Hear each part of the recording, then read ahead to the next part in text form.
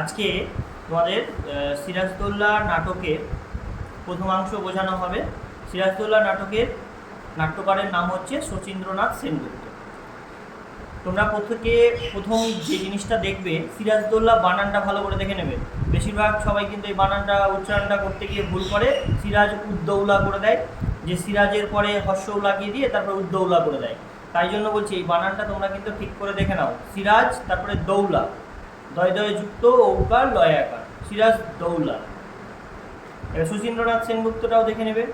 এবার দেখো, আমাদের নাটক বোঝার আগে প্রথমাংশে আমাদের কিছু প্রেক্ষাপট, ঐতিহাসিক প্রেক্ষাপট বলে একটা জিনিস আছে, সেটা আমাদেরকে আগে জানতেই হবে। তা না হলে এই নাটকটা যখন আমরা প্রথমে শুরুতে পাবো যে জিনিসটা, সেটা আমাদের কাছে ক্লিয়ার হবে না। তাই জন্য আমাদের আগে ঐতিহাসিক প্রেক্ষাপটটা বুঝে নিতে হবে। ঠিক আছে? ঐতিহাসিক প্রেক্ষাপটে নবাব আলীবর্দী খাঁ বলে একজন নবাব ছিলেন, ইতিহাসে আমরা জানি। তো ওই নবাব আলীবর্দী খাঁর কোনো পুত্র সন্তান ছিল না। নবাব আলীবর্দী খাঁর কি ছিল না? পুত্র সন্তান ছিল না। সেই জন্যই তিনি কি করলেন, তার যে ছোট মেয়ে কনিষ্ঠা কন্যা আমিনা বেগম, তার যে কনিষ্ঠা কন্যা, সেই আমিনা বেগমের 23 বছরের ছেলে সিরাজদৌল্লা। এই আমিনা বেগম হচ্ছে তার কি কনিষ্ঠা কন্যা। কার? আলীবর্দী খাঁয়ের।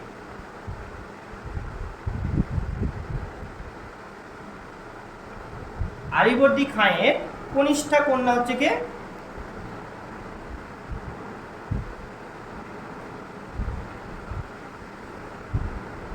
কনিষ্ঠা কন্যা আমিনা বেগম। এই আমিনা বেগমের পুত্র সন্তান, যার বয়স কত? 23 বছর। তার নাম কি? সিরাজউদ্দৌলা। ঠিক আছে? তার পুত্র সন্তান সিরাজ, তাকে কি করা হলো? সিংহাসনে বসিয়ে দিল কে? আলীবর্দী খাঁ। বোঝা গেল? তাকে সিংহাসনে বসালো কে? আলীবর্দী খাঁ। কাকে বসালো? সিরাজকে। সিরাজকে তাহলে আলীবর্দী খাঁয়ের যে ছোট মেয়ে আমিনা বেগম, তার পুত্র হচ্ছে সিরাজ। বোঝা গেল? তো এর পুত্রকে যখন, সিরাজকে যখন সিংহাসনে বসালো, তখন এতে সিংহাসনের কি হলো, যখন সিংহাসনে বসানো হলো, তখন এই সিংহাসনে বসানো নিয়ে সবার মন তো আর মনোমিত হয় না, যে সবাই মনোপুত হয় না যে না, সিরাজকে সিংহাসনে বসিয়ে নি।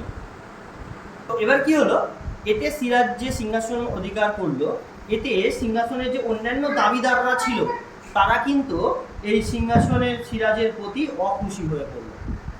যারা অন্যান্য যে দাবিদাররা আছে, তারা অখুশি হয়ে গেল, খুশি হচ্ছে না যে কেন ওই সিরাজকে সিংহাসন দেওয়া হলো, এই নিয়ে তারা অখুশি হয়ে পড়লো। এবার আলীবর্দী খাঁয়ের যে বড় মেয়ে কি হলো, দেখো দেখো এবার কি হচ্ছে, আলীবর্দী খাঁয়ের যে বড় মেয়ের নাম কি? মেহেরুন্নিসা। বড় মেয়ের নাম কি বললাম? মেহেরুন্নিসা।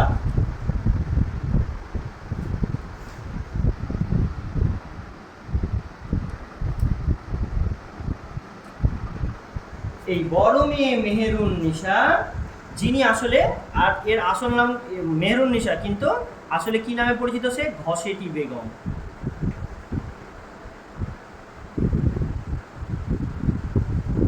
ঠিক আছে? এই ঘসেটি বেগম কি হলো, সিরাজের সিংহাসনে বসাটা মেনে নিতে পারলো না, সিরাজের প্রতি অখুশি হয়ে পড়ে। এবার যখন ঘসেটি বেগমের সাথে বিয়ে হয় ঢাকার শাসনকর্তা, এর সাথে বিয়ে হলো কার?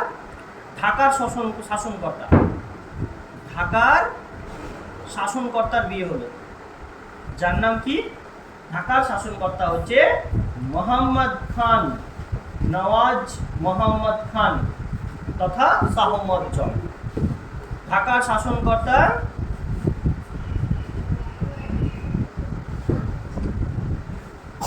শাহমত জংয়ের সঙ্গে, কার সঙ্গে? শাহমত জংয়ের সঙ্গে।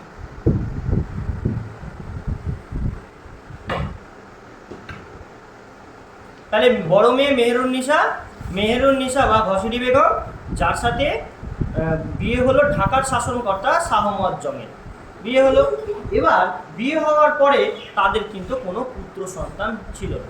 কাদের পুত্র সন্তান ছিল না? পুত্র সন্তান ছিল না।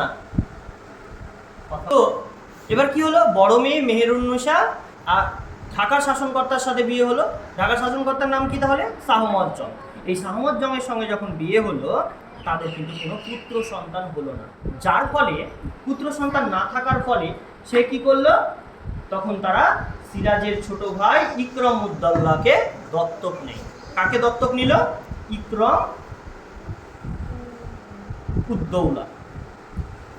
হ্যাঁ, এই ইকরম উদ্দৌলাকে কি নিল তারা? দত্তক নিল, দত্তক পুত্র হিসাবে নিয়ে নিল, দত্তক পুত্র হিসাবে নিয়ে নিল। কাকে? ইকরম উদ্দৌলাকে। আর ইকরম উদ্দৌলাকে সিরাজের ছোট ভাই, তাই তো? সিরাজের ছোট ভাই হচ্ছে কে? ইকরম উদ্দৌলা। এই ইকরম উদ্দৌলাকে কিন্তু দত্তক পুত্র হিসাবে নিয়ে নিল কে? কে নিল বলো? ঢাকার শাসনকর্তা শাহমত জং।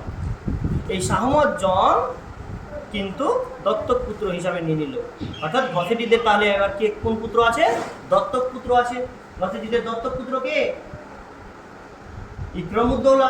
এই ইকরম উদ্দৌলাকে যখন মানে তার নিজের সন্তান হিসাবে নিয়ে নিল, দত্তক পুত্র হিসাবে, এবার কি হলো, কিন্তু ঘটনাক্রমে কিছুদিন পরেই এই ইকরম উদ্দৌলা কিন্তু মারা গেল। এই ইকরম উদ্দৌলা কি হলো? মারা গেল। কিসের জন্য মারা গেল সে? না তো বসন্ত রোগের কারণে। কি জন্য বললাম? বসন্ত রোগে। বসন্ত রোগে আক্রান্ত হয়ে এই ইকরম উদ্দৌলা মারা গেল। এবার যখন বড় ইকরম উদ্দৌলা মারা গেল বসন্ত রোগে, তখন সন্তান হারানোর দুঃখে তার স্বামী, যখন সন্তান হারিয়ে গেল, ওই সন্তান হারানোর দুঃখে মৃত্যু হয় শাহমত জংয়ের। এই সন্তান হারিয়ে গেল, মারা গেল যখন এই ইকরম উদ্দৌলা, এর কষ্টে কি হলো, এর কষ্টে তখন ইকরম উদ্দৌলার দুঃখ কষ্টে শাহমত জংও মারা গেল। এও কি হলো? মারা গেল। হ্যাঁ, তাহলে কিসের জন্য মারা গেল? এই শাহমত জং কি জন্য মারা গেল? না তো ইকরম উদ্দৌলা তার যে দত্তক পুত্র নিয়েছিল, তার পুত্র, সেই পুত্রের মৃত্যুর শোক সইতে না পেরে শাহমত জং মারা গেল। এবার তাহলে কি অবস্থা হবে? এবার বিধবা ঘসেটিতে একাই, এই ঘসেটিতে একাই হয়ে গেল। এই মতিঝিল প্রাসাদে কি করলো? মতিঝিল বিধবা ঘসেটি একাই সেই মতিঝিল প্রাসাদে তার স্বামীর বিপুল সম্পত্তির অধিকার হলো। এ যখন মারা গেল তখন ঘসেটি কি হলো? এই মতিঝিলের এই বিশাল সম্পত্তির মালিক একাই। কে? ঘসেটি বেগম। মতিঝিলের মালিক লিখে দিলাম। মানে একাই সে মালিক হয়ে গেল মতিঝিলের। এবার যখন তার স্বামী চলে গেল, পুত্র চলে গেল, সে তো এবার একাই অধিকারী, এই সব সম্পত্তির অধিকারী সেই ঘসেটি। এবার তখন কি হলো, তাই সিরাজ সিংহাসন লাভ করলে ঘসেটি বেগমের ঈর্ষা হয়। যখন দেখলো যে সব ওর একা এত কিছু মালিকও ঘসেটি, কিন্তু তবুও তার কি হতে লাগলো? হিংসা হতে লাগলো। কার প্রতি? সিরাজের প্রতি হিংসা। বুঝতে পারলাম? সিরাজের প্রতি কার হিংসা হলো তাহলে? ঘসেটির হিংসা হলো। সিরাজের হিংসা হলো কার প্রতি? সিরাজের প্রতি হিংসা হয়ে গেল ঘসেটি বেগমের। কিসের জন্য? না তো এই সিংহাসন ও একা অধিকার করবে, এটা সে কিছুতেই মেনে নিতে পারল না। এই জন্য কি হলো, তিনি আলীবর্দীর মেজ মেয়ের পুত্র, আলীবর্দীর একটা মেজ মেয়ে ছিল, সেই মেজ মেয়ের যে পুত্র ছিল, সেই মেজ মেয়ের পুত্রের নাম কি? ওই মেজ মেয়ের পুত্র যে ছিল তার নাম হচ্ছে শওকাত জং। মনে রাখবার নামটা। এ হচ্ছে শাহমত জং, আর মেজ মেয়ের পুত্রের নাম হচ্ছে কি? শওকত জং। ঠিক আছে? মেজ মেয়ের পুত্র কে তাহলে? শওকাত জং। এই শওকাত জংকে দিয়ে কি করতে লাগলো? সে প্ল্যান করতে লাগলো যে সিংহাসনে বসাবে। কাকে? শওকাত জংকে। কাকে হটিয়ে? সিরাজকে হটিয়ে দিয়ে, সিরাজকে সরিয়ে দিয়ে ঘসেটি প্ল্যান পরিকল্পনা করতে লাগলো যে শওকত জংকে সিংহাসনে বসাবো, সিরাজকে ওখান থেকে সরাতে হবে। এই পরিকল্পনা শুরু করলো। এবার এদের ষড়যন্ত্রে যোগদান করলো, এই ষড়যন্ত্রে আবার যোগদান করলো, মানে এই ঘসেটি আছে, ঘসেটির সাথে যোগ দিয়েছে কে? শওকত জং। শওকত জংটা কে আমরা জানতে পেরেছি? শওকত জং কে? শওকত জং হচ্ছে মেজো মেয়ের পুত্র আলীবর্দী খাঁয়ের, তার মানে কে? ঘসেটি। এটা কি হবে তাহলে? বোনের ছেলে শওকত জংয়ের। শওকত জং হচ্ছে কে? ঘসেটির বোনের ছেলে। তাহলে এর যেহেতু বোনের ছেলে এ আছে, এবার তার সাথে এবার যোগ দিচ্ছে কে বলতো? এদের ষড়যন্ত্রে যোগ দিল ঢাকার দেওয়ান রাজবল্লভ। রাজবল্লভও যোগ দিল। তাহলে কি হলো? ঘসেটি, শওকত জং আর রাজবল্লভ। এই ঘসেটি, শওকত জং আর রাজবল্লভ এরা তিনজন মিলে কি করতে লাগলো? পরিকল্পনা করতে লাগলো। এরা তিনজন মিলে পরিকল্পনা করছে। কোথায়? এদের পরিকল্পনার জায়গাটা কোথায়? মতিঝিল। মতিঝিলটা হয়ে দাঁড়ালো কি? তাদের পরিকল্পনার প্রধান কেন্দ্র। এই মতিঝিলে তারা তিনজন মিলে পরিকল্পনা করত যে কি করে সিরাজকে সিংহাসন থেকে সরানো যায়, কি করে সিংহাসন থেকে তাদের দূরে সরানো যায়। এই খবরটা যখন সিরাজ পেয়ে গেল, এদের খবরটা যখন কি হলো? সিরাজ জানতে পারলো যে মতিঝিলে এরা বসে আমাকে সিংহাসন থেকে সরানোর জন্য পরিকল্পনা করছে। যখন এই পরিকল্পনা শুরু হলো, তখন ঘসেটি বেগমের সিরাজ কি করলো? যত সব মানে সম্পত্তি ছিল, সব সম্পত্তি সিরাজ কি করলো? বাজেয়াপ্ত করে নিল। কার? এই ঘসেটি। এই ঘসেটির সব সম্পত্তি কি করলো? সিরাজ এসে বাজেয়াপ্ত করে নিল, মানে সব নিয়ে নিল, যাতে করে মতিঝিলে আর সে বসে না থাকতে পারে, যাতে করে আর পরিকল্পনা যেন তার বিরুদ্ধে করতে না পারে, সিরাজের বিরুদ্ধে। এই জন্য সিরাজ কি করলো? আক্রমণ করলো। এবার যখন আক্রমণ করলো সিরাজ, আক্রমণ করে সব কিছু নিয়ে নিল, আর ঘসেটিকে নিয়ে চলে গেল। ঘসেটিকে নিয়ে সিরাজ চলে গেল কোথায়? তার নিজের নবাবী জায়গায়। কোথায় সেটা? নিয়ে নজরবন্দি করে রাখে রাজপ্রাসাদে। নিজের রাজপ্রাসাদে নিয়ে গিয়ে, ঘসেটিকে নিজের রাজপ্রাসাদে নিয়ে গিয়ে কি করলো? বন্দি করে রাখলো। নজরবন্দি মানে নজরে নজরে থাকা, যেটাকে বলে নজরবন্দি করে রাখলো। এবার এরপর শওকত জংয়ের বিরুদ্ধে পূর্ণিয়ার উদ্দেশ্যে যুদ্ধযাত্রা করলেও ইতিমধ্যে ইংরেজ বণিকদের সঙ্গে সম্পর্কের চূড়ান্ত তিক্ততার জন্য সম্পর্কের খুব খারাপ হলো, যার কারণে মুর্শিদাবাদে ফিরে আসতে হয়। পূর্ণিয়ার উদ্দেশ্যে যুদ্ধযাত্রা করলো, ইংরেজদের সঙ্গে সম্পর্ক খারাপ হয়ে গেল। ঠিক আছে? পূর্ণিয়ায় যুদ্ধক্ষেত্রে গিয়ে শওকত জংকে হত্যা করলো। পূর্ণিয়াতে যখন যুদ্ধ হলো, সেই পূর্ণিয়াতে শওকত জংকে মেরে ফেললো। এবং এর ফলে কি হলো? ইংরেজদের সঙ্গে সম্পর্ক খারাপ হয়ে গেল। তার সিরাজের। প্রথমে একে একে দেখো সরাচ্ছে, যারা ষড়যন্ত্র করছে। প্রথমে কি করলো? ঘসেটিকে নিয়ে নজরবন্দি করলো রাজপ্রাসাদে। এবার পূর্ণিয়া আক্রমণ করলো শওকত জংয়ের জন্য, এবং সেই শওকত জংকে সেখানে সেই যুদ্ধক্ষেত্রে সিরাজের যে সেনাপতি মোহনলাল, এই মোহনলাল কি করলো? এই শওকত জংকে মেরে ফেললো। মেরে ফেললো কাকে? শওকত জংকে। পূর্ণিয়ার যে শাসনকর্তা, সেই শাসনকর্তা শওকত জংকে মেরে ফেললো মোহনলাল, সিরাজের সেনাপতি। এরপরে তারপর তারা সেখানে ফিরে আসলো। এবার যে সিরাজ যে সিংহাসন লাভ করলো, সেই সিরাজের সিংহাসন লাভের সময় থেকে ইংরেজদের সঙ্গে তার তিক্ততা শুরু হয়ে গেল।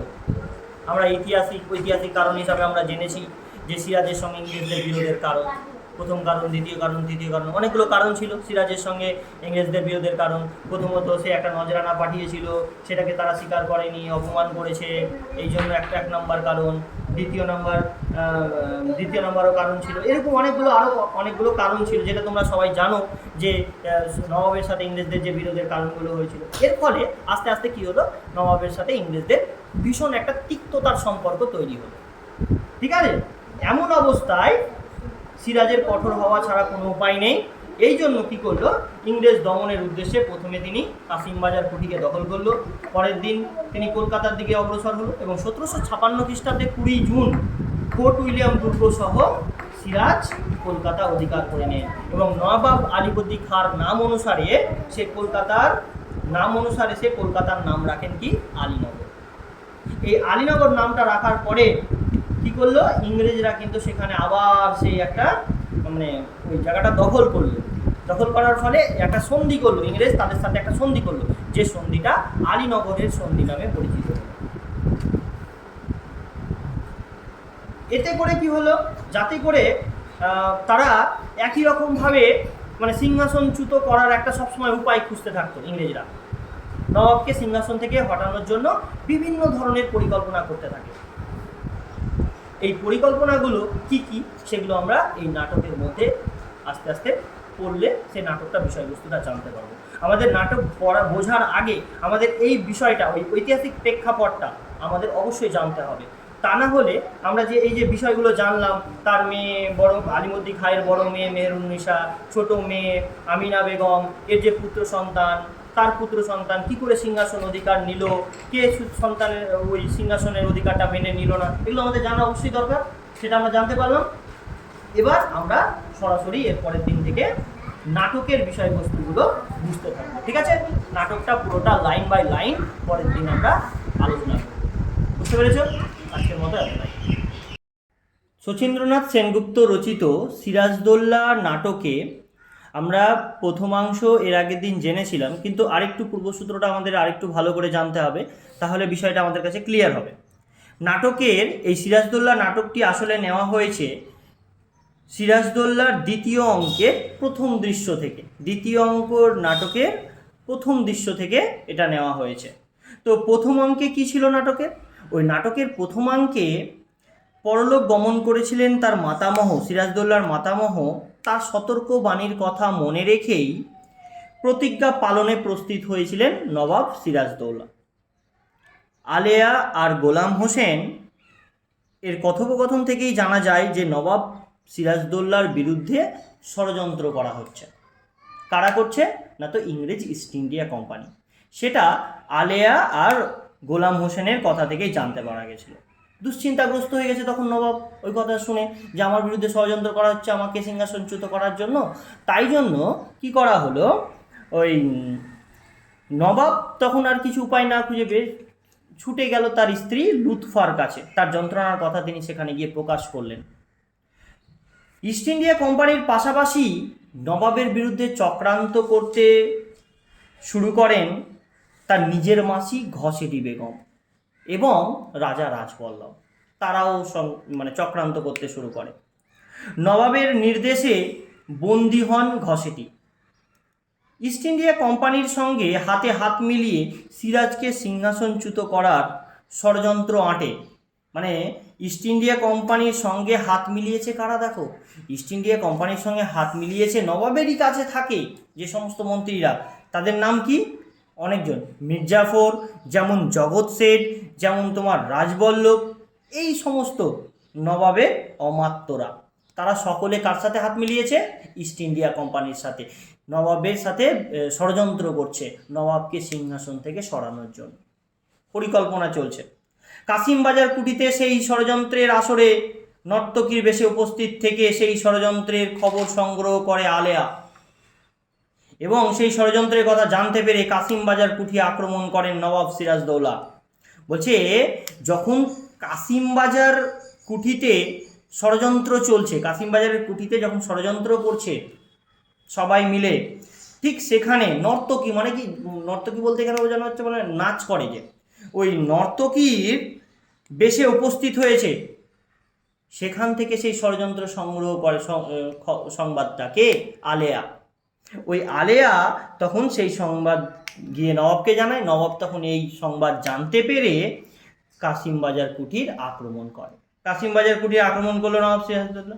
অন্যদের ছেড়ে দিলেও কাশিমবাজার কুঠির প্রধান ওয়াটসকে, প্রধান যে ছিল কাশিমবাজার কুঠির প্রধান, সে হচ্ছে ওয়াটস, তাকে বন্দি করেন নবাব। নবাব কী করলেন? ওই ওয়াটসকে বন্দি করলেন। এর পরবর্তী অঙ্কের এর পরবর্তী যে অঙ্কটা আছে সেই অঙ্কটাতেই আমাদের নাটকের দৃশ্য, আমাদের পাঠ্য বিষয়বস্তু এই নাটকে পড়বো আমরা। ওয়াটসকে ধরে নিয়ে এসেছে কোথা থেকে? না তো কাশিমবাজার কুঠি থেকে।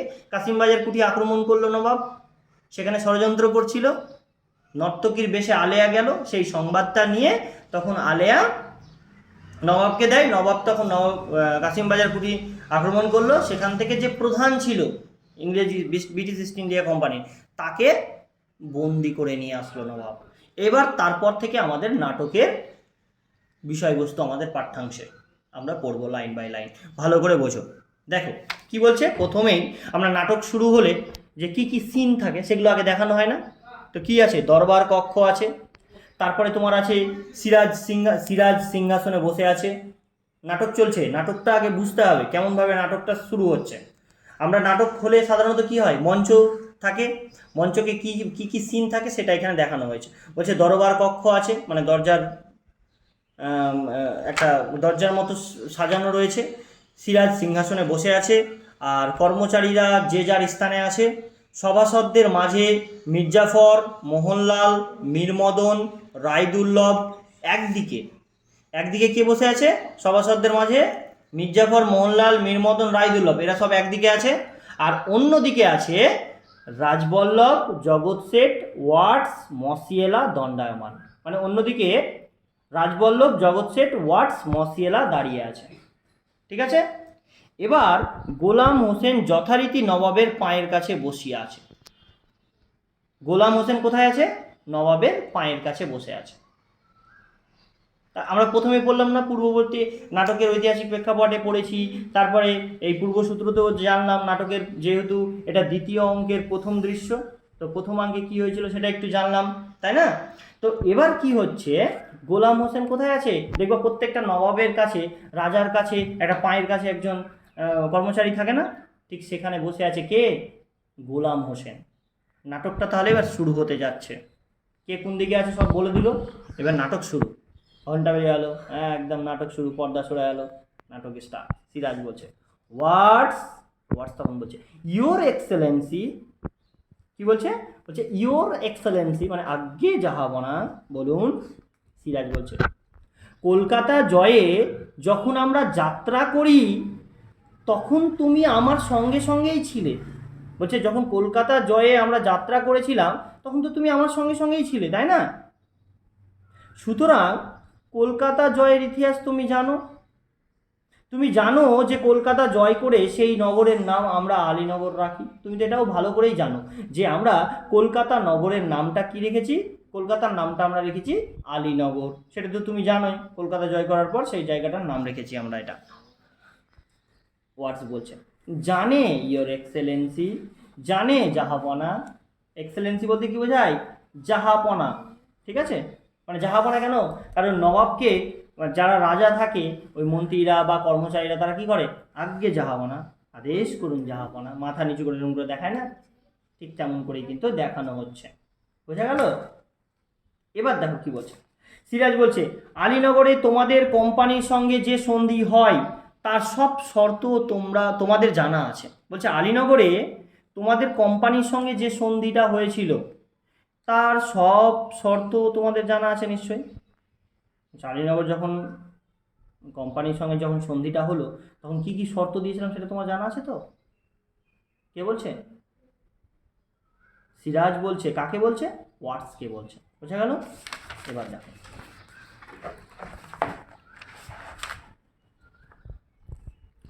তোমাদের কোম্পানি সন্ধির সকল শর্ত যাতে রক্ষা করে তারই জন্য প্রতিভূ রূপে তোমাকে মুর্শিদাবাদে রাখা হয়েছে। কি বলছে? যে তোমাকে প্রতিভূ রূপে মুর্শিদাবাদে রাখা হয়েছে। বলছে বলছে তোমাদের কোম্পানি সন্ধির সকল শর্ত যাতে রক্ষা করে, তোমাদের কোম্পানি যাতে সব শর্ত মেনে চলে, তার জন্যই প্রতিভূ রূপে মানে প্রতিনিধি হিসাবে তোমাকে মুর্শিদাবাদে রাখা হয়েছে। কোম্পানি সন্ধি শর্ত রক্ষা না করলে যুদ্ধ ঘোষণার আগেই তোমাকে আমরা তোপের মুখে উড়িয়ে দিতে পারি, জানো? সিরাজ বলছে। কেন বলছে? কারণ ওয়াটস নিশ্চয়ই এমন কিছু কাজ করেছে যার কারণে নবাব তাকে একটা হুঁশিয়ারি দিচ্ছে, একটা তাকে সতর্ক করছে যে তুমি এমন কোনো কাজ করছো না তো। তোমাকে কিন্তু আমার এখানে রাখা হয়েছে কি জন্য তুমি ভালো করেই জানো। তোমাকে প্রতিনিধি হিসাবে রাখা হয়েছে। যদি তুমি এদিক ওদিক কোনো উল্টোপাল্টা কাজ করো আমার বিরুদ্ধে, তবে কিন্তু তুমি জানো তো তোমাকে এই যুদ্ধ ঘোষণার আগেই তোমাকে তোপের মুখে উড়িয়ে দিতে পারি। সে খবর তুমি জানো? তোমার তোপের মুখে দিয়ে উড়িয়ে দেবো, সে খবর তুমি জানো তো? ওয়াটস বলছে জানে ইয়োর এক্সেলেন্সি, জানি জাহাপনা। এরকম করে সম্মান জ্ঞাপন করে বলে না, জানি জাহাপনা, এরকম বলছে। সিরাজ বলছে তুমি প্রস্তুত হও। ওয়ার্স বলছে আমি জানিলাম না আমাদের অপরাধ। বলছে আমি তো জানতে পারলাম না আমার অপরাধটা কোথায়। আপনি আমাকে এই কথাটা বলছেন, আমি অপরাধটা কি করলাম আপনি আমাকে বলুন। সিরাজ বলছে তোমাদের অপরাধ সভ্যতার শিষ্টাচারের সীমা অতিক্রম করেছে। স্পর্ধা তোমাদের আকাশ স্পর্শী হয়ে উঠেছে। শুধু শান্তি ভঙ্গের আশঙ্কায় আমি এতদিন তোমাদের সঙ্গে ভদ্র ব্যবহার করে এসেছি। একমাত্র শান্তি ভঙ্গের আশঙ্কায় আমি তোমাদের সাথে এতদিন ভদ্র ব্যবহার করেছি। বুঝতে পারলে? এরকম করে বলছে। কিন্তু ভদ্রতার অযোগ্য তোমরা। এই লাইনটা খুব ইম্পর্টেন্ট, পরীক্ষায় আসে। কি কেমনভাবে আসে? বলছে কিন্তু ভদ্রতার অযোগ্য তোমরা। উক্তিটির বক্তাকে কারা ভদ্রতার অযোগ্য বলে মনে করা হয়? বোঝা গেল? ওয়ার্ডস বলছে কেন বললে এই কথাটা তোমরা ভদ্রতার অযোগ্য? ভদ্রতার অযোগ্য কথাটা বলার কারণ কি? দেখো কি বলছে, বলছে ভদ্রতার অযোগ্য তোমরা। কাদেরকে বলছে ভদ্রতার অযোগ্য তোমরা? কাকে বলছে? ওয়াটসকে। কারণ নিশ্চয়ই এমন কোনো কাজ করেছে যেটা সিরাজের একবারেই পছন্দ নয়। সেটাই জন্যই বলছে যে তোমরা ভদ্রতার অযোগ্য। তোমাদের সঙ্গে আমি ভদ্র ব্যবহার করেছি শুধুমাত্র যেন শান্তিটা ভঙ্গ না হয়ে যায়। আমি শান্তি স্থাপন করতে চেয়েছি, এই জন্যই তোমাদের সঙ্গে এতদিন কোনো খারাপ ব্যবহার করিনি আমি। কিন্তু তোমরা না, কিছুতেই তোমরা মানবে না, তোমরা ভদ্রতার অযোগ্য। ওয়াটস তখন বলছে আপনার অভিযোগ বুঝিতে পারিলাম না। আপনার যে অভিযোগ সেটা আমি বুঝিতে পারিলাম না। ইংল্যান্ডের তো, ওই জন্য ইংল্যান্ডের মতন ভাষা করে বলছে আপনার অভিযোগ আমি বুঝিতে পারিলাম না। সিরাজ বলছে মুন্সিজি অ্যাডমিরাল ওয়াটসনের পত্র। বলছে মুন্সিজি অ্যাডমিরাল ওয়াটসনের পত্রটা বের করে দেখাও। তার মানে ডাকছে মানে কি, অ্যাডমিরাল ওয়াটসনের পত্রটা দেখাও দেখি। মুন্সিজি একখানি পত্র বাহির করিলেন। সিরাজ এই পত্র সম্বন্ধে তুমি কিছু জানো? সিরাজ বলছে তুমি এই চিঠি সম্পর্কে কিছু জানো কি, জিজ্ঞেস করছে। মুন্সি পত্র ওয়াটসকে দিলেন। মুন্সি পত্রটা কাকে দিলেন? ওয়াটসকে দিলেন। ওয়াটস পড়িতে লাগলেন। পত্রটা কি করলেন? ওয়াটস শুরু করলেন পড়তে। বলছে শেষের দিকে কি লেখা আছে? পড়তে পড়তে বলছে হঠাৎ করে সিরাজ বলছে আরে শেষের দিকে কি লেখা আছে সেটা পড়ো। ওয়াটস তখন বলছে I now acquaint you that the remainder of the troops which should have been here long since and which I hear the colonel told you he expected will be at Calcutta in a few days. That in a few days more I shall dispatch vessels for more ships and more troops, and that I will kindle such a flame in your country as all the water in the Ganges shall not be able to extinguish. এইভাবেই বলছে। কারণ ওয়াটস হচ্ছে একজন কে? ইংরেজ প্রতিনিধি তো, হ্যাঁ, তার কথা তো এরকম হবে, ইংলিশে সে বলছে এই কথাটা। তখন এটা তো আর সবাই বুঝতে পারবে না, মন্ত্রীরা যারা বসে আছে সভাসদের মাঝখানে তারা তো বুঝতে পারবে না। তখন সিরাজ বলছে মুন্সিজি এই পত্রের মর্ম সভাসদদের বুঝিয়ে দিন, এটার বাংলা করে বুঝিয়ে দিন আপনি। মুন্সি পত্র লইয়া বাংলা তর্জমা শোনাইলেন। পত্রটা নিয়ে বাংলাতে শোনাতে লাগলেন। মুন্সি বলছে কর্নেল ক্লাইভ যে সৈন্যের কথা উল্লেখ করিয়াছিলেন তাহা শীঘ্রই কলিকাতায় পৌঁছিবে। আমি সত্তর আর একখানা জাহাজ মাদ্রাজে পাঠাইয়া সংবাদ দিব যে আরও সৈন্য এবং আরও জাহাজ বাংলায় আবশ্যক। এগুলো ওয়াটস লিখেছে চিঠিতে, বুঝতে পেরেছ? কর্নেল ক্লাইভকে চিঠিতে লিখেছে, তাই কর্নেল ক্লাইভকে বলছে যে কর্নেল ক্লাইভ যে সৈন্যের কথা উল্লেখ করেছেন তাহা যেন তাড়াতাড়ি করে কলকাতায় পৌঁছে যায়। আর আমি তাড়াতাড়ি 70 আর একখানা জাহাজ, মানে আর একটা জাহাজ আমি পাঠিয়ে দেব, তাতে সংবাদ দিব এটাই যে আরও সৈন্য এবং আরও জাহাজ বাংলায় আবশ্যক। বাংলায় আমি এমন আগুন জ্বালাইব যাহা গঙ্গার সমস্ত জল দিয়াও নিভানো যাইবে না। আমি বাংলাতে একটা এমন আগুন ধরিয়ে দেব যাতে গঙ্গার সমস্ত জল দিয়েও সেই আগুন নিভানো যাবে না। কত কত শয়তান তাহলে, বুঝতে পেরেছ? সিরাজ এমনি বলেনি যে তোমাকে তোপের মুখে ফেলে উড়িয়ে দিতে পারি, তুমি সে খবর জানো, এমনি বলেনি কথাটা। সিরাজের কাছে রেখেছে, ওর সাহস কত হয়, ওকে যে কোনো মুহূর্তে মেরে দিতে পারে, যে কোনো মুহূর্তে মারতে পারে ওকে। এটা তার একটা মনে ভয় নেই, তা সত্ত্বেও সে সাহসিকতার সাথে কি করছে, সে সাহসিকতার সাথে সেই চিঠি লিখছে কর্নেলকে। ভাবো তাহলে ওর কত সাহস, সিরাজের কাছে থেকে।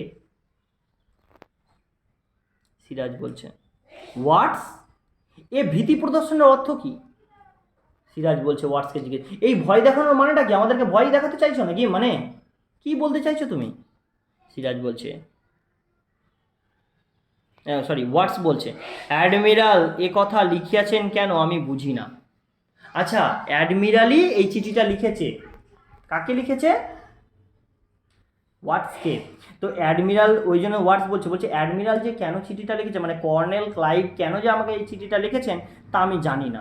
সিরাজ বলছে বুঝিয়ে আমি দিচ্ছি মুন্সিজি, হোয়াটসের পত্র। আচ্ছা তুমি বুঝতে পারছো না তো? থামো থামো থামো থামো। আচ্ছা তুমি এতে একটা চিঠি লিখেছো।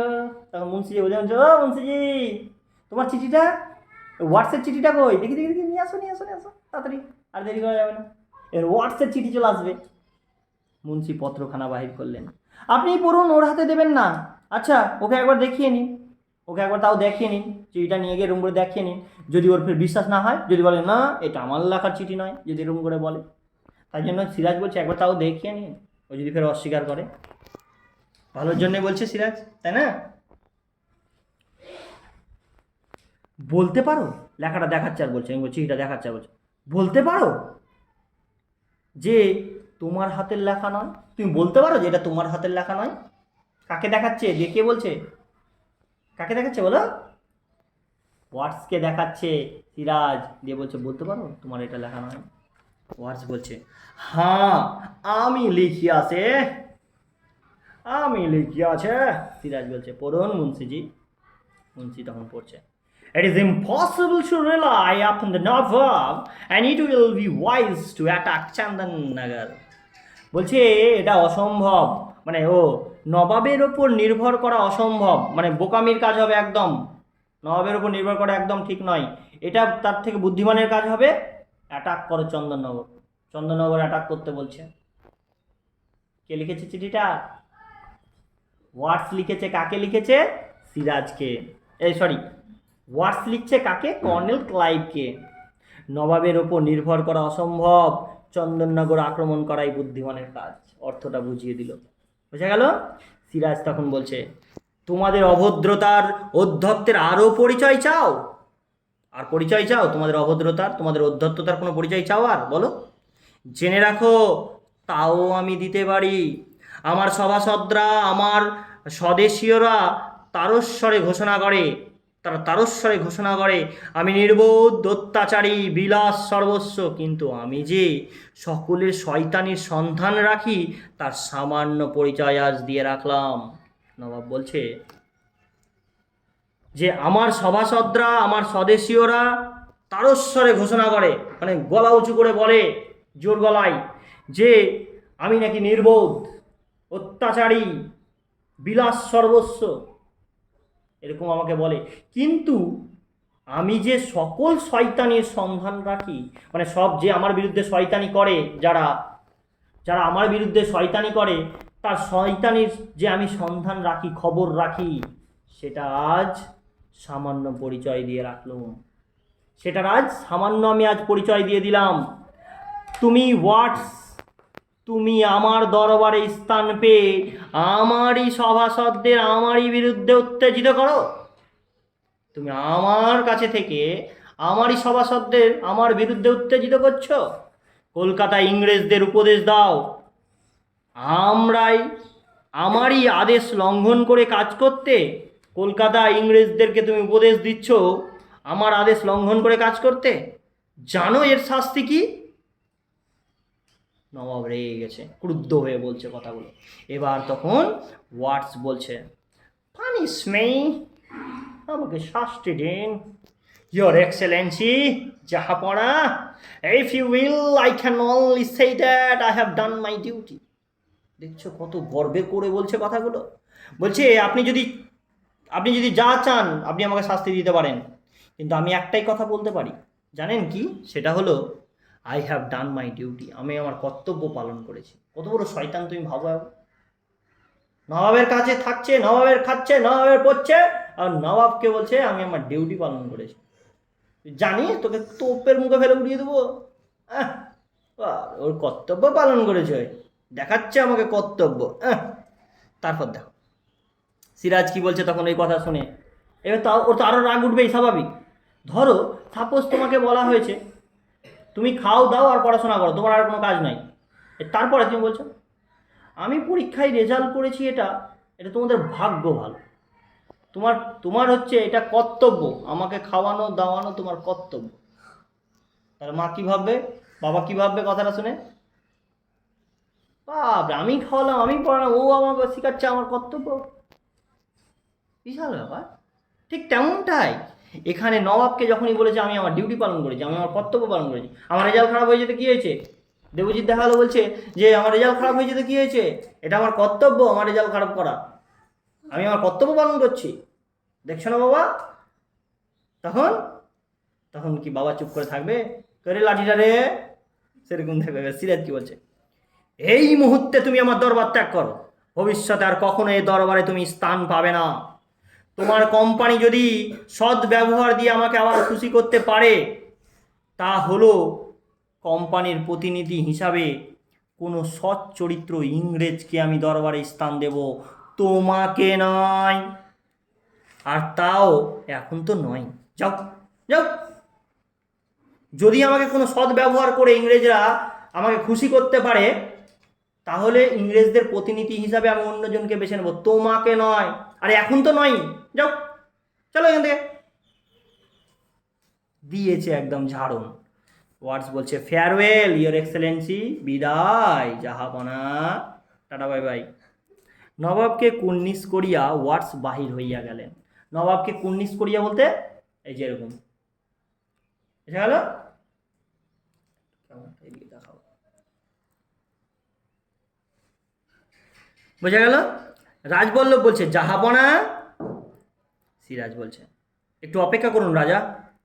ওকে থামিয়ে দিয়েছে। কাকে? রাজবল্লভকে।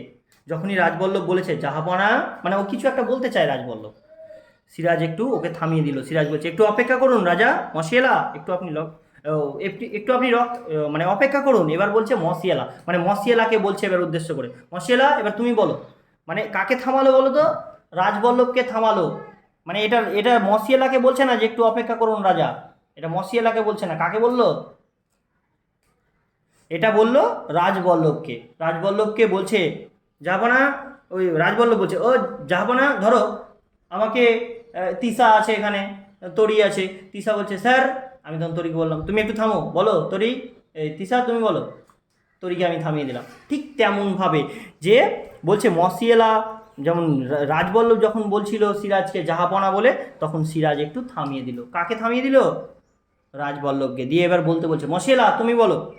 এবার মসিয়েলা বলছে at your command your Excellency, আপনার যা নির্দেশ জাহাপনা। সিংহাসনের সামনে গিয়ে কুর্নিশ করিলেন। সিংহাসনের সামনে গিয়ে সম্মান জ্ঞাপন করছে। রাজা মহারাজাকে আমরা করতে দেখি না সিরিয়ালে, টিভিতে, এরকম করে দুটো হাতকে একটা ডান হাতটাকে সামনের দিকে নিয়ে বুকের কাছে নিয়ে মাথা নত করে দেখানো, সেটাই করে দেখাচ্ছে।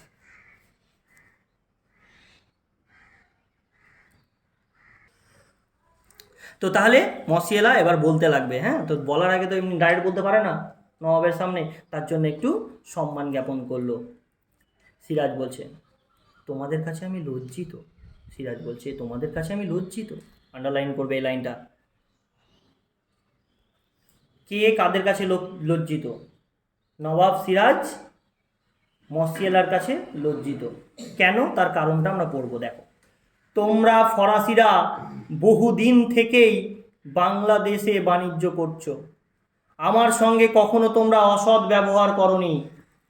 ইংরেজদের সঙ্গে তোমাদের বিবাদ আজকাল নয়, ইংরেজদের সঙ্গে তোমাদের বিবাদ আজকাল নয়, আর এদেশের কোনো ব্যাপার নিয়েও নয়। ইংরেজদের সঙ্গে তোমাদের বিবাদটা আজকের থেকে নয়, অনেক দিনের। আর এদেশের ব্যাপার নিয়ে তো নয়। সাগরের ওপারে তোমরা পরস্পরের টুটি চেপে মারলেও আমরা কিছু বলবার থাকবে না। মানে সাগরের ওই পারে তোমরা যদি নিজেদের টুটি চেপে চেপে মরে যাও, যুদ্ধ করে মরে যাও, আমরা কিছু বলতে যাব না। আমার রাজ্যে তোমরা শান্ত হয়ে থাকো, এই আমার কামনা। তোমরা আমার রাজ্যে যখন আসো তখন তোমরা শান্ত হয়ে থাকতে হবে তোমাদেরকে। ইংরেজরা আমার সম্মতি না নিয়ে চন্দননগর অধিকার করেছে, আমার অনুমতি না নিয়ে তারা চন্দননগর অধিকার করে নিয়েছে। সমস্ত ফরাসি বাণিজ্য কুঠি তাদের ছেড়ে দেওয়া হোক, এই মর্মে দাবি উপস্থিত করেছে। তারা এই দাবি দিয়েছে যে সমস্ত ফরাসিরা যেন বাণিজ্য কুঠিটা ছেড়ে দেয়, এই দাবিটা তারা করেছে।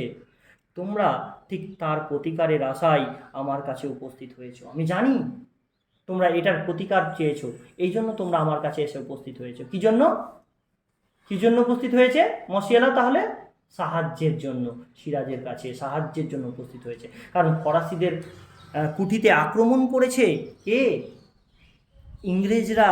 তাদেরকে বাণিজ্য কুঠি ছেড়ে দিতে বলেছে, যে তোমরা বাণিজ্য কুঠি ছেড়ে চলে যাও।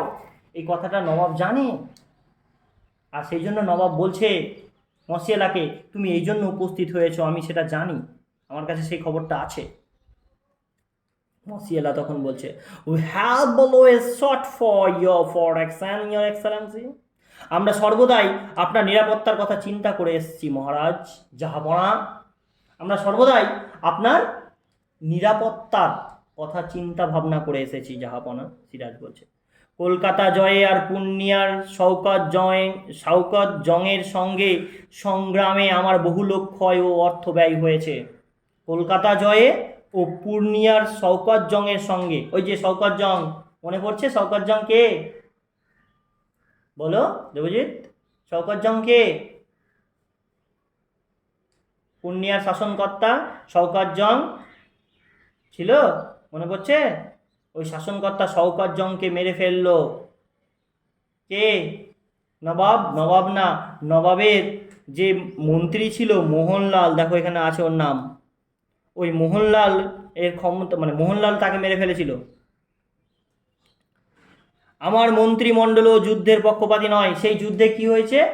অনেক অর্থ ব্যয় হয়েছে এবং তার অনেক লোক মারা গেছে। তাই আমার মন্ত্রীরা এই মুহূর্তে যুদ্ধ করতে প্রস্তুত নন। এরূপ অবস্থায় তোমাদের প্রতি আমার অন্তরের পূর্ণ সহানুভূতি থাকা সত্ত্বেও আমি তোমাদের জন্য ইংরেজদের সঙ্গে বিবাদে প্রবৃত্ত হতে পারি না। বলছে তোমাদের প্রতি আমার অন্তরের পুরো ভালোবাসা রয়েছে, আমার মন চাইছে তোমাকে সাহায্য করার, কিন্তু উপায় নেই। কেন? কারণ আমার অনেক লোক মারা গেছে, আমার অর্থ ব্যয় হয়েছে অনেক, তাই আমি এই যুদ্ধে তোমার পাশে দাঁড়াতে পারবো না, এটাই বলছে। আমার এই অক্ষমতার জন্য তোমরা আমাকে ক্ষমা করো। খুবই important line, very very important line. Note করবে লাইনটাকে, কি কোশ্চেন এটা তোমাদের পরের দিনের বাড়ির কাজ থাকবে। আমার এই অক্ষমতার জন্যে তোমরা আমাকে ক্ষমা করো। উক্তিটির বক্তাকে তার অক্ষমতার পরিচয় দাও। বোঝা গেল?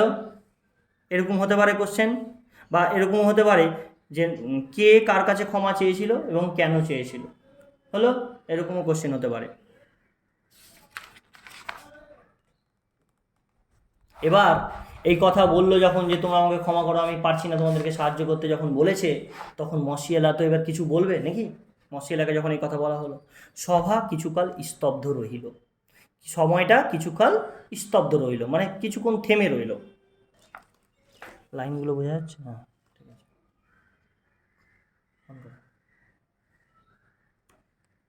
এবার কি হলো? মসিয়েলা তো এবার উত্তর দেওয়ার সময়, সভা কিছুকাল স্তব্ধ রইল, মানে চুপচাপ হয়ে গেল সভাটাতে, আর কেউ কোনো কথা বলছে না। কেন? সভা মানে কি? সভাসদের মাঝখানে চলছে সব কিছু। তো সভা কিছুকাল চুপচাপ থাকলো। মসিয়েলা মাথা নত করিয়া দাঁড়াইয়া রইলেন। এবার তাহার পর ধীরে মাথা তুলিয়া নবাবের দিকে চাহিলেন, ক্ষুব্ধ কণ্ঠে কহিলেন। এবার আস্তে আস্তে মসিয়েলা মাথাটাকে তুললো, এবার রেগে গিয়ে উত্তর দিচ্ছে। কেন রাগছে? রাগা তো স্বাভাবিক, ও সাহায্যের জন্য এসছে, সাহায্য করলো না, স্বাভাবিক রাখবেই। তুমি বাবার কাছ থেকে 500 টাকা চেয়ে যাবো, বাবা 500 টাকা দিয়ে দাও, আমাকে মেলায় যাবো। 500 টাকা? চলেন রে, তোমার রাখবে। ঠিক তেমন, এরকম নয়, যদিও ও সাহায্যের জন্য এসেছে, অবশ্যই দরকারি সেই সাহায্য, কিন্তু উপায় তো নেই। বাবা তোমাকে এমনি বলেনি যে আমি 500 টাকাটা দিতে পারবো না, আছে নেই তোমাকে দিচ্ছে না থেকেও, তা নয়, সে নিরুপায়। ঠিক তেমনই নবাবও হচ্ছে নিরুপায়। মনের ইচ্ছা আছে যে আমার ছেলেটাকে আমি দিই 500 টাকা, ঘুরুক, গোটা পুজো যাবে, কিন্তু বাবার যে উপায় নেই, পকেটে যে টাকা নেই, তাই বাবা দিতে পারছেন। সেটা বুঝতে হবে ছেলেকে। সেরকম হয়ে গেছে নবাবের ব্যাপার। নবাবের মনের ইচ্ছা একান্তই যে তাকে দিই, তাকে সাহায্য করি, কিন্তু তার যে কিছু করার নেই, কারণ পূর্ণিয়ার সেই শওকত জংয়ের যুদ্ধে অনেক অর্থ ব্যয় হয়েছে, অনেক লোক মারা গেছে, সৈন্য তার মারা গেছে, তাই এই যুদ্ধের পক্ষপাতী নন তিনি আগেই জানিয়েছেন এই কথাটা। কিন্তু মসিয়ালা তো তা শুনছেন না। মসিয়ালা কি ভাবছেন? মসিয়ালা ভাবছেন আমাকে সাহায্য করলো না, আমি ব্যর্থ। তাই জন্য সে আস্তে আস্তে মাথা তুলে এবার ক্ষুব্ধ কণ্ঠে রেগে গিয়ে বলছেন, মসিয়ালা কি বলছে দেখো, your excellency, you refuse us your help, আপনি আপনার সাহায্যে আমাকে প্রত্যাখ্যান করলেন। ইয়োর প্রোটেকশন, আপনার নিরাপত্তা, যদিও উইথ গ্রেট রিল্যাক্টেন্স, আমরা চাই মন থেকে। আই অ্যাপ্রিসিয়েট ইয়োর ফিলিংস, আমি আপনার মনের অনুভূতিটা, মনের কষ্টটা বুঝি। I understand the predicament you are in, আপনি এখন কী মতো অবস্থায় আছেন আমি সেটা বুঝতে পারছি। I am sorry for you, আমি সত্যি খুব দুঃখিত আপনার জন্য। And I am sorry for ourselves, এবং আমি দুঃখিত আমাদের জন্য, আমাদের নিজেদের জন্য। We have no other choice, আমাদের কাছে আর কোনো সুযোগ রইল না, কোনো অপশন রইল না than to leave this land, এই জায়গা ছেড়ে চলে যাওয়া ছাড়া আর আমাদের কিছু করার নেই। Which we have to learn to love, যেটা আমরা, যে জায়গাটাকে আমরা ভালোবাসতে শিখেছিলাম। অ্যালাউ মি, অনুমতি দিন, ইয়োর এক্সেলেন্সি, জাহাপনা, টু ওয়ার্ন ইউ দ্যাট, আপনাকে যাওয়ার আগে একটা সতর্ক করে দিতে চাই। You are in a great danger, আপনি একটা ভীষণ বিপদের মধ্যে রয়েছেন। On our departure from this land, এই জায়গা ছেড়ে আমাদের চলে যাওয়ার সাথে সাথেই the smoothed flame will burst forth and will destroy your kingdom and people. কী বলছে? আমাদের চলে যাওয়ার সাথে সাথে এই নিভে যাওয়া আগুনটা কি হবে? পুনরায় জ্বলে উঠবে, এবং সেই আগুনে কি হবে? উইল ডিস্ট্রয়, ধ্বংস হয়ে যাবে, ইয়োর কিংডম, আপনার রাজ্যটা, অ্যান্ড পিপল, এবং রাজ্যের মানুষজন, সব শেষ হয়ে যাবে। সিরাজ সিংহাসন হইতে নামিয়া আসিলেন, মসিয়েলার সামনে দাঁড়াইয়া কহিলেন, সিরাজ সিংহাসনে বসেছিলেন, সিংহাসন থেকে নেমে সরাসরি হেঁটে চলে আসলেন। এবার দাঁড়িয়ে সিংহাসন মসিয়েলার সামনে দাঁড়িয়ে গিয়ে বলছেন, সিরাজ, আমার বিপদ সম্বন্ধে আমাকে সচেতন করে তুমি আমার প্রতি তোমার অন্তরের প্রীতির পরিচয় দিয়েছ। তুমি কি করেছ? আমার বিপদ সম্পর্কে আমাকে সচেতন করেছ, তুমি সচেতন করে তুমি আমার প্রতি তোমার যে অন্তরের ভালোবাসা সেটার তুমি পরিচয় দিয়েছ। তোমার কথা আমার চিরদিনই মনে থাকবে, আমার চিরদিন তোমার কথা মনে থাকবে। প্রয়োজন হলে আমি তোমাকে স্মরণ করব, ঠিক প্রয়োজন হলে আমি তোমাকে অবশ্যই স্মরণ করব। তখন যেন আমাকে ভুলো না বন্ধু, তখন তুমি আমাকে বন্ধু ভুলিও না। মসিয়েলা বলছে, I know we shall never meet, আপনি যতই বলেন আমরা কিন্তু কখনো আর দেখা করব না, এটাই শেষ দেখা। ও জানে, মসিয়েলাও জানে। কেন বলেছে পরে কথাটা বলো তো? যেমনভাবে দেখবা, কেউ ধরো চিরদিনের মতন যখন ছেড়ে চলে যায় কারোর প্রিয়জন বা আমাদের আত্মীয় স্বজনেরা যারা থাকে, তখন দেখবা যাওয়ার আগে তারা বলে, বাবা তুই ভালো করে থাকিস, বাবা তুই জীবনে পড়াশোনা করে এগিয়ে যাস, তোর স্বপ্নটা তুই পূরণ করিস, কখনো খারাপ পথে যাস না বাবা, তুই ভালোভাবে চলিস, আমি আর বেশি দিন নেই বাবা। এরকম করে যখন বাবারা বলে তখন আমাদের খুব কষ্ট হয় মনে, তখন আমরা তাদেরকে বলি, এরকম করে কথা বলো না বাবা, তোমাকে আরও কিছুদিন থাকতে হবে, বলি না? কিন্তু সে তো জানে, সে নিজের শারীরিক অবস্থার সম্পর্কে মানে ওয়াকিবহল, সে ভালো মতোই জানে, বোঝে, তাই জন্য সে আগেই বলে দিচ্ছে এই কথাগুলো আমাদেরকে। ঠিক তেমনভাবেই মসিয়েলাও কিন্তু বলে দিচ্ছে, আমি জানি উই শ্যাল নেভার মিট, আমরা আর কখনো দেখা করব না। সিরাজ এটা ভালো মতোই জানে, প্রত্যেকটা সন্তানও জানে যে পৃথিবীতে জন্ম যেমন আছে মৃত্যুও তেমন অনিবার্য। যার যখন সময় আসে সে তখন ঠিক চলে যায়, তখন বলতে হয় না। ঠিক তাই জন্যই বলছে, দুজনেই যখন চুপ করে গেলেন, মানে অ্যাকচুয়ালি নবাবও এটা জানে যে সত্যিই তার সঙ্গে আর দেখা হবে না। ফেয়ারওয়েল ইয়োর এক্সেলেন্সি, জাহাপনা বিদায়, কুন্নিস করিয়া চলে গেলেন। সিরাজ তাহার পিছু পিছু খানিকটা অগ্রসর হইয়া স্থির হইয়া দাঁড়াইয়া রইলেন। তার পিছন পিছন কিছুটা গেল, যেতে যেতে আবার দাঁড়িয়ে গেল, একটু একটু করে গেল, আবার দাঁড়িয়ে গেল, পিছনে থমকে দাঁড়িয়ে গেল।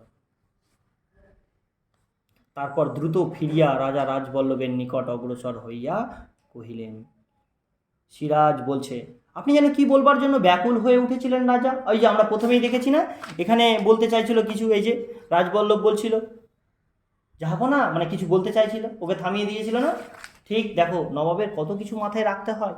নবাব তখনই ওকে বলেছিল একটু থামবেন, আগে মশিয়ালার ব্যাপারটা বলে নি। মশিয়ালার কথা বলা শেষের পরেই সিরাজ সাথে সাথে কিন্তু চলে এসছে রাজবল্লভের কাছে। আপনি যেন কি বলবার জন্য ব্যাকুল হয়ে উঠেছিলেন রাজা?